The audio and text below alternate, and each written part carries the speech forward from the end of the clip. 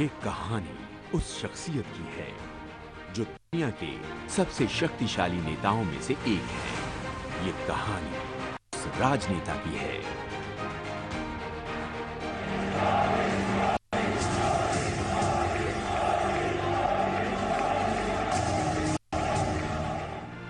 जो दुनिया के सबसे बड़े लोकतंत्र के सबसे लोकप्रिय प्रधानमंत्री हैं। आज बात उस व्यक्तित्व की होगी जिसने 130 करोड़ देशवासियों की जिंदगी को बेहतरीन बनाने, मानवता की सेवा करने का लिया है संकल्प। मैं नरेंद्र दामोदर दास मोदी ईश्वर की शपथ लेता हूं। नरेंद्र मोदी की जिंदगी संघर्ष, सपनों और समर्पण की कहानी है। रेलवे से रॉयल पैलेस जिंदगी का रास्ता बड़ा कठिन होता है। नरेंद्र मोदी की यात्रा गुजरात के वडनगर की गलियों से शुरू होती है। 17 सितंबर 1950 को जन्मे नरेंद्र मोदी दामोदर दास मोदी और हीराबा की तीसरी संतान थे। आरंभिक जीवन बेहद गरीबी में बीता।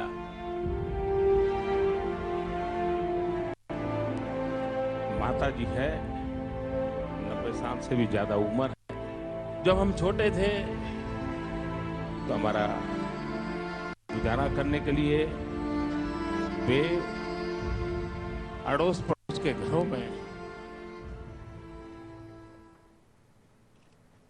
बर्तन साफ करना, पानी भरना,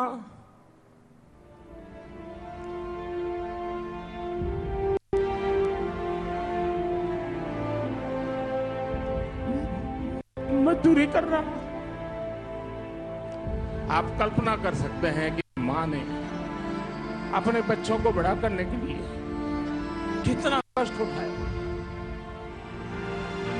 हम तो गरीब के घर पैदा हुए, हमने गरीबी देखी, हम गरीबी में पले हैं भाई।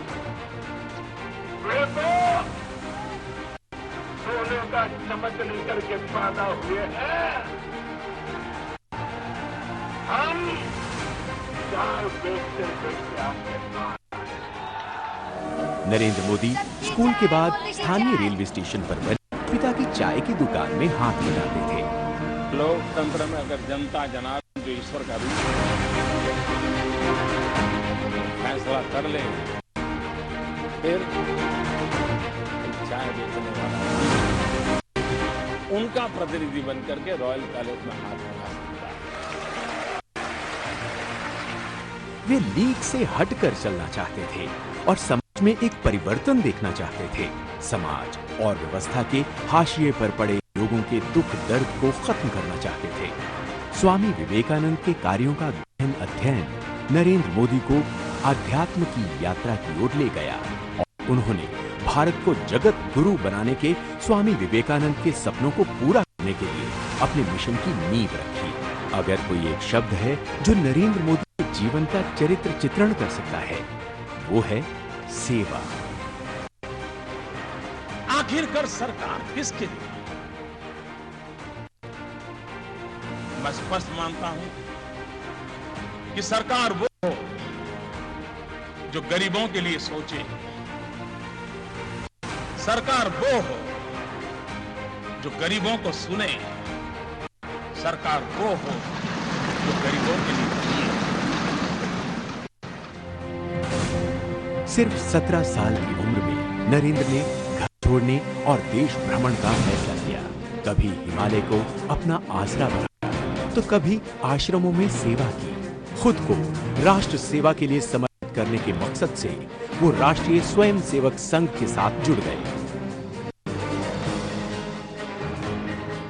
गुजरात में साल 1973 में हुए नवनिर्माण आंदोलन में नरेंद्र मोदी ने बड़ी भूमिका निभाई, जिसके चलते तत्कालीन कांग्रेसी सीएम को इस्तीफा देना पड़ा। आपातकाल के दौरान नरेंद्र को देश के तमाम बड़े नेताओं के साथ काम करने का मौका मिला। लोकतंत्र में आपातकाल में क्या कुछ जुर्म नहीं हुए थे, इससे बड़ी धमकियां क्या होती है, लेकिन ये देश झुका नहीं था। 1975 25 जून वो ऐसी काली रात थी जो कोई भी लोकतंत्र प्रेमी भुला नहीं सकता है, कोई भारतवासी भुला नहीं सकता है। एक प्रकार से देश को जेल खाने में बदल दिया गया था, विरोधी स्वर को दबोच दिया गया था। जयप्रकाश नारायण सहित देश के गणमान्य नेताओं को जेलों में बंद कर दिया था।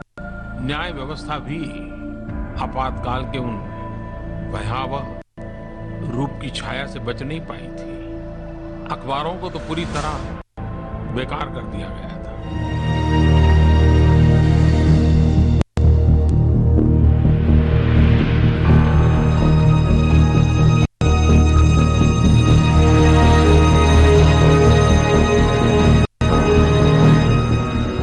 Eternal vigilance is the price of liberty.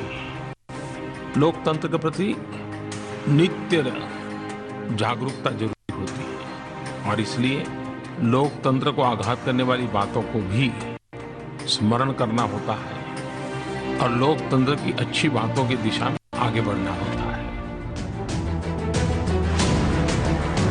साल 1987 में उनको भारतीय जनता पार्टी के साथ काम करने का आदेश मिला। हालांकि ये उनकी यात्रा का सिर्फ एक छोटा सा मोड़ ही था। बीजेपी के सबसे बेहतरीन संगठन मैन से शासन कला में भारत के सबसे उम्दा कलाकार के रूप में नरेंद्र मोदी का उद्भव साहस और संकल्प की एक कहानी है। नरेंद्र दामोदर दास मोदी। अक्टूबर 2001 में नरेंद्र मोदी ने गुजरात के मुख्यमंत्री के रूप में शपथ ली। कायदाથી સ્થાપિત ભારતના संविधान प्रत्यय नरेंद्र मोदी ने गुजरात की सफलता की कहानी कृषि, इंडस्ट्री और सेवाओं के जरिए बुनी। उनके कार्यकाल में गुजरात के कृषि क्षेत्र में 10% की वृद्धि हुई। वाइब्रेंट गुजरात सम्मेलन से राज्य में रिकॉर्ड निवेश हुआ, जिससे रोजगार के नए अवसर बने। उनके नेतृत्व में गुजरात मीडियम और स्मॉल स्केल इंडस्ट्रीज के लिए स्वर्ग बनकर उभरा।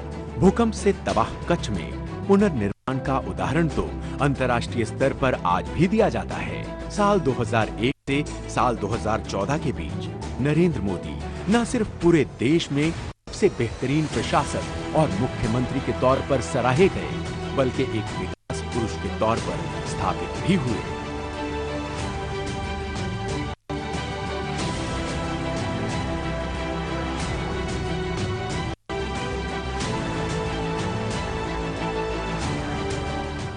देश को एक विकास पुरुष की तलाश थी।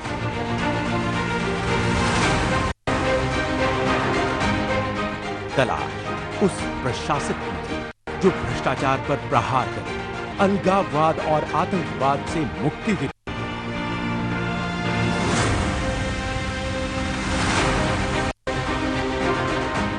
बीजेपी ने नरेंद्र मोदी को प्रधानमंत्री पद का उम्मीदवार बनाया।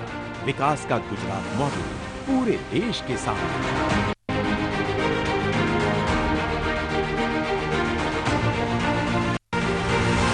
इस बार के चुनाव में एनडीए 300 से ज्यादा पाएगी और स्पष्ट बहुमत के साथ भारतीय जनता पार्टी के नेतृत्व में देश की सरकार होगी और श्री नरेंद्र मोदी देश के अगले प्रधानमंत्री। नरेंद्र मोदी देश के एकमात्र ऐसे नेता हैं जिन्होंने आम जनता से राजनीतिक रिश्ते के साथ ही एक भावनात्मक लगाव भी स्थापित किया है।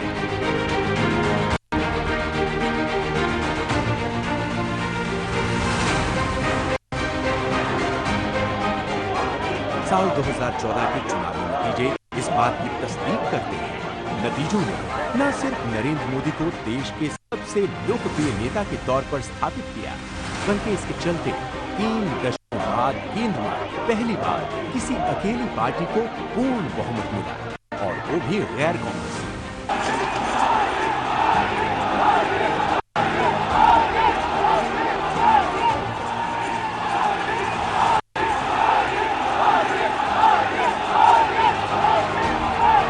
लोकतंत्र के सबसे पवित्र मंदिर में शीश झुकाकर उन्होंने संदेश दे दिया कि लोकतांत्रिक मूल्य उनके लिए सर्वोपरि है।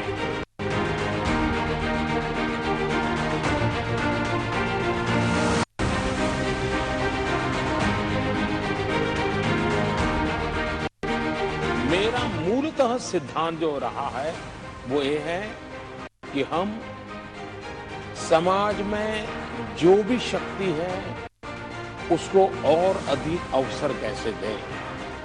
हम एक ऐसा इकोसिस्टम तैयार करें ताकि उसको कुछ साहस करने का मन कर जाए, कहीं रुकावट आ जाए तो उसको हाथ पकड़ के निकालने वाला कोई मिल जाए। मैं जब चुनाव लड़ रहा था तो मैंने देशवासियों को कहा था कि मेरे पास अनुभव नहीं है, मुझसे गलतियां हो सकती हैं, बद इरादे से गलत कभी नहीं करूंगा।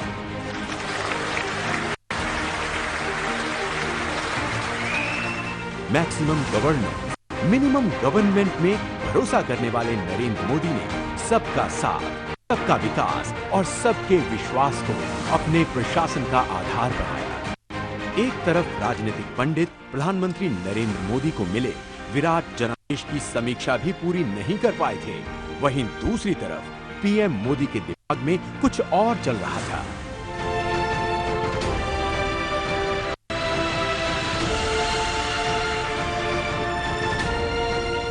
न्यू इंडिया के विजन को आगे बढ़ाने की बात हो या फिर 70 साल से लटके हुए मुद्दों को सुलझाने का साहस, नरेंद्र ने दिखा दिया कि मोदी है तो मुमकिन है।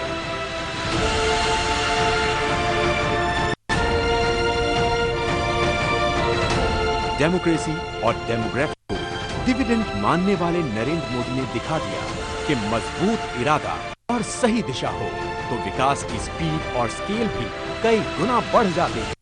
समस्याओं को टुकड़ों में सुलझाने की बजाय उसे जड़ से हटाने में वो यकीन रखते हैं। तो उनका मानना था कि इसके लिए बुनियादी मुद्दों को सुलझाना सबसे ज्यादा जरूरी है।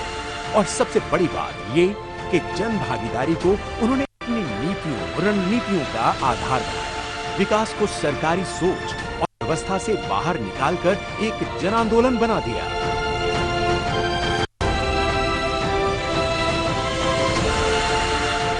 पहली बार किसी और व्यक्ति ने नहीं बल्कि खुद भारत के प्रधानमंत्री ने 15 अगस्त 2014 को अपने स्वतंत्रता दिवस के भाषण के दौरान लाल किले की ऐतिहासिक प्राचीर से स्वच्छता के बारे में बातें की।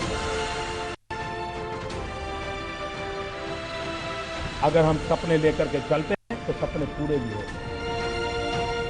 अगर 125 करोड़ देशवासी कर लें, गंदगी का नामो निशान नहीं रहने देंगे।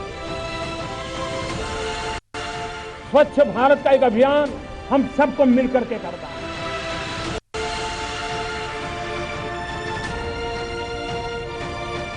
उसी साल 2 अक्टूबर को प्रधानमंत्री ने खुद झाड़ू लगाकर एक स्वच्छ भारत बनाने के अभियान का नेतृत्व किया। देखते ही देखते ये हर भारतवासी का अभियान हो गया। महात्मा गांधी ने जो सपने देखे थे, भारत आजाद भी हो, भारत साफ सुथरा भी, मेरे लिए ये शर्मदा नहीं है, ये श्रमानुभव है। और ये श्रमानुभव है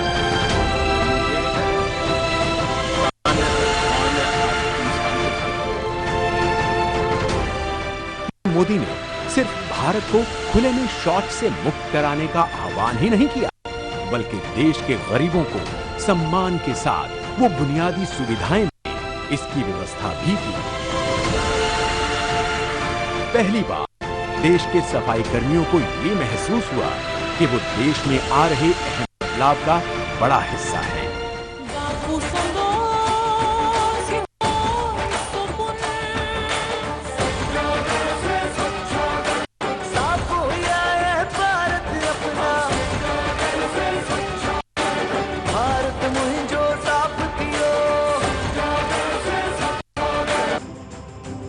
बीते 6 वर्षों में मोदी सरकार लगातार एक्शन मोड में नजर आई है।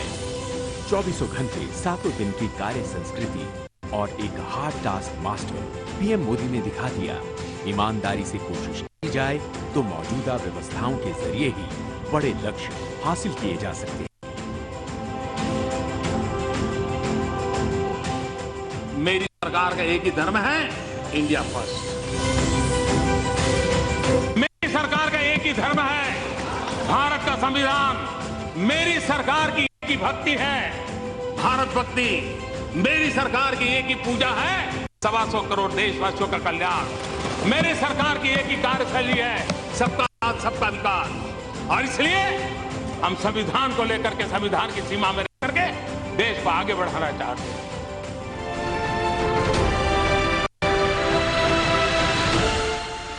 6 साल में 150 से ज्यादा कार्यक्रम और योजनाएं जमीन पर उतरी।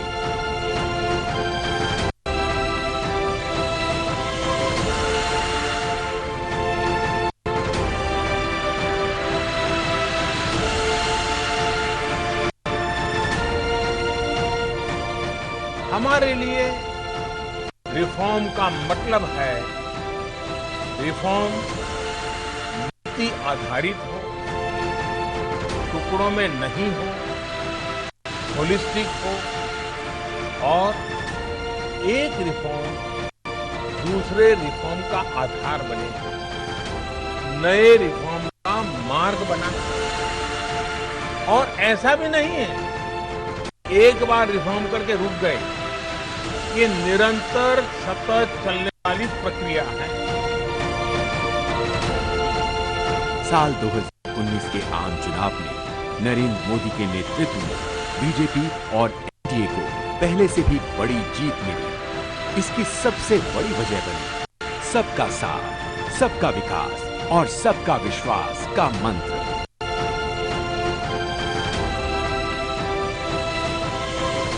बैंक की राजनीति से ऊपर उठकर देश के लिए फैसला करने का जिगर चाहिए और वो जिगर हमारे प्रधानमंत्री नरेंद्र मोदी। आर्टिकल 370 हटाने को लेकर मिली संसद की इस मंजूरी से पहले शायद ही किसी को यकीन नहीं था कि ऐसा कुछ देश का नेतृत्व तय कर सकेगा। आर्टिकल 370 और 35A ने जम्मू कश्मीर को अलगाववाद, आतंकवाद, परिवारवाद और व्यवस्थाओं में बड़े पैमाने पर फैले भ्रष्टाचार के अलावा कुछ नहीं।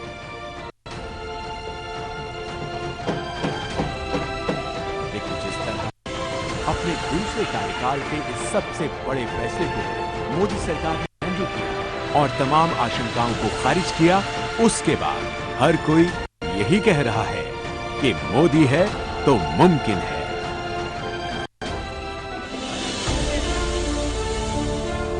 तीन तलाक जैसी कुरीति से मुस्लिम महिलाओं को मुक्ति दिलाने से लेकर मेरी मुसलमान बहन, उसका क्या गुनाह? कोई ऐसे ही टेलीफोन पर 3 तलाक बोल दे और उसकी जिंदगी तबाह हो जाए।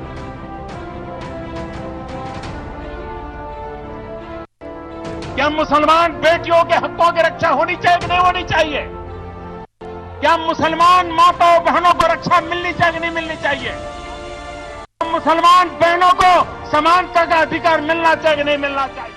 जम्मू कश्मीर से 35A खत्म करने जैसे फैसलों से मोदी सरकार के दूसरे कार्यकाल की शुरुआत हुई।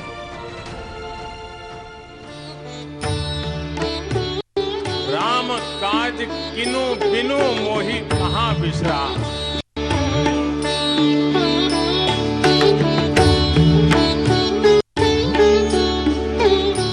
इसी तरह राम जन्मभूमि विवाद का शांतिपूर्ण समाधान सिर्फ एक विवाद का हल नहीं है, बल्कि भारत के बेहतर भविष्य का एक बड़ा कारक भी बन गया है।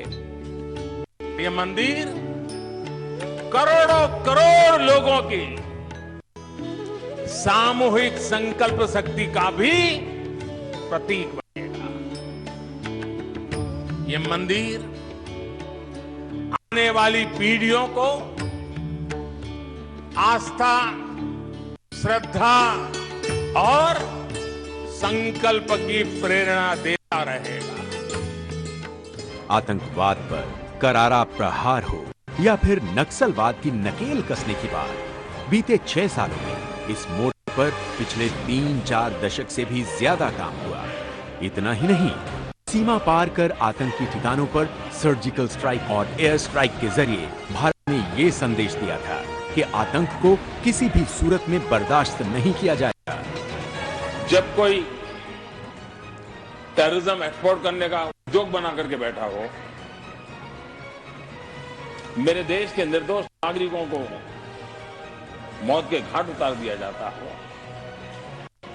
युद्ध लड़ने की ताकत नहीं है, पीठ पर वार करने के प्रयास होते हो, तो ये मोदी है। उसी भाषा में जवाब देना जानता है। इतना ही नहीं, जब लद्दाख में हमारी उत्तरी सीमा पर चीन के सैनिकों ने दुस्साहस दिखाया, तो देश के जवानों ने उन्हें बता दिया कि भारत पर आंख उठाना उन्हें कितना महंगा पड़ेगा। जिनके सिंहनाद से सहमी, जिनके सिंहनाद से सहमी, धरती रही अभी, धरती रही अभी तक डो। कलम आज उनकी जय बोल, कलम आज उनकी जय बोल। भारत माता की, भारत माता की, वंदे वंदे। विभिन्न अंतर्राष्ट्रीय एजेंसियों ने इस बात को माना कि प्रधानमंत्री मोदी के नेतृत्व में भारत रिकॉर्ड गति से गरीबी को खत्म कर रहा है। इसका श्रेय केंद्र सरकार द्वारा गरीबों के हितों को ध्यान में रखते हुए लिए गए विभिन्न फैसलों को जाता है। आज भारत दुनिया के सबसे बड़े स्वास्थ्य सेवा कार्यक्रम आयुष्मान भारत का नेतृत्व कर रहा है। 50 करोड़ से अधिक भारतीयों को कवर करते हुए आयुष्मान भारत गरीब और नव मध्यम वर्ग को उच्च गुणवत्ता और सस्ती स्वास्थ्य सेवा सुनिश्चित कर रहा है। और भाइयों को किडनी खराब थी, वो ठीक हुआ, काम अच्छा हुआ, अच्छा हो, संतोष है, संतोष, खुश हो, एकदम पढ़ाई करोगे, खेलोगे, बहुत खेलोगे, हैं? कोरोना काल में प्रधानमंत्री गरीब कल्याण योजना के जरिए 80 करोड़ से भी ज्यादा लोगों के लिए मुफ्त राशन पहुंचाना हो, या फिर गरीब परिवारों, किसानों, श्रमिकों और महिलाओं को कई अन्य माध्यमों से आर्थिक मदद पहुंचाने या रोजगार उपलब्ध कराने के फैसले। सरकार ने मेरा बहुत सहयोग करा है। मैं वहां से आने के बाद मेरे खातों में पैसे भी डाले गए और गरीब कल्याण योजना के तहत पशु शेड भी बनवा रहे हैं। सर ने प्रवासी मजदूरों को मीटिंग में बुलाया और वहां हमें मीटिंग में बैंकर भी सभी आए थे और हमें 25 लाख का लोन कराए। ये गाय वाहन ये भारत सरकार की गरीब कल्याण योजना से हुआ है। ये योजना मिला मुझे सरकार की तरफ से। मैं महाराष्ट्र में पढ़ाई करता था, वहाँ पे मेरी की गाड़ी है। लॉकडाउन के थ्रू हमारा वहाँ पे हालत ख़राब हो गई, इसलिए हम यहाँ पे आए। यहाँ पे हमने गरीब कल्याण योजना के थ्रू बोरखेड़ा से सुल्तानपुरा का कच्ची रोड काम किया। पीएम मोदी ने सही मायने में ये दिखाया है कि सरकार वो होती है जो गरीबों के लिए जिए।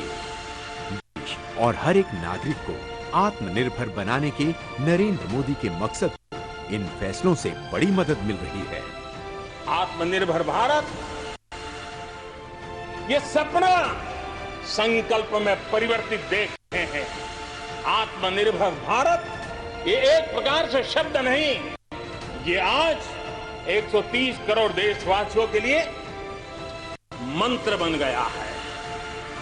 देश में चाहे कोई आपदा आई हो या कोरोना जैसी महामारी से मुकाबले की बात हो, नरेंद्र मोदी ने देश ही नहीं दुनिया को भी रास्ता दिखाया है। एक तरह से आपदा को अवसर में बदलने के हुनर के वो उस्ताद भी हैं।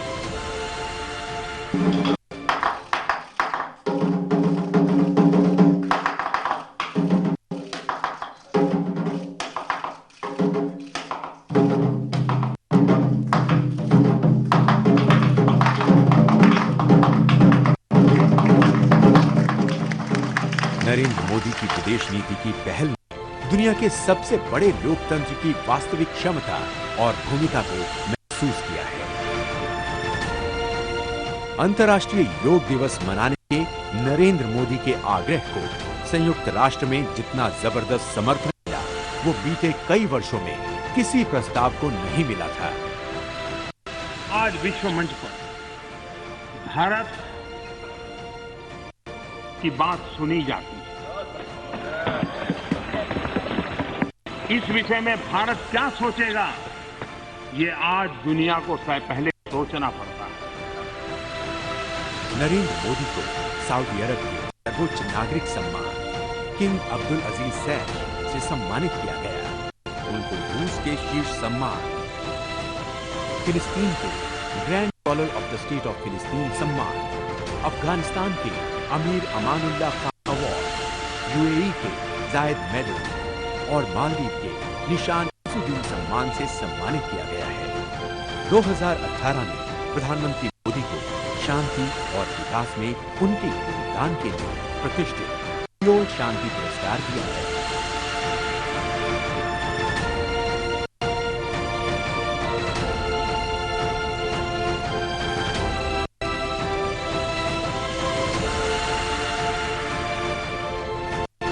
लोगों के बीच रहना, उनके साथ खुशियां साझा करना और उनके दुखों को दूर करना नरेंद्र मोदी का मकसद है।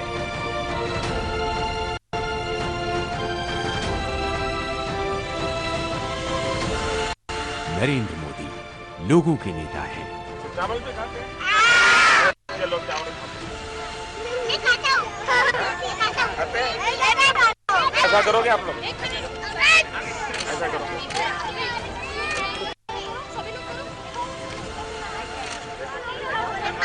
वो हाथ से नहीं किया।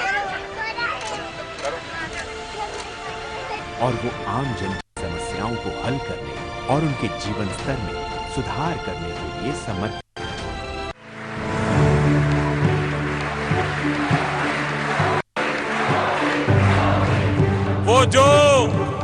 वो जो मुश्किलों का अंबार है, वो जो मुश्किलों का अंबार है, वही तो मेरे हौसलों की मीनार है।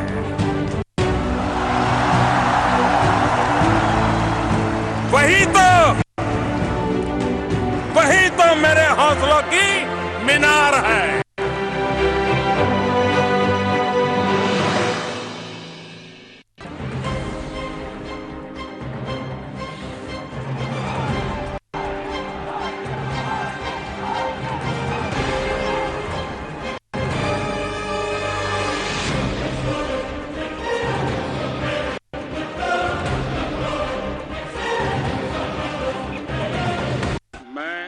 नरेंद्र दामोदर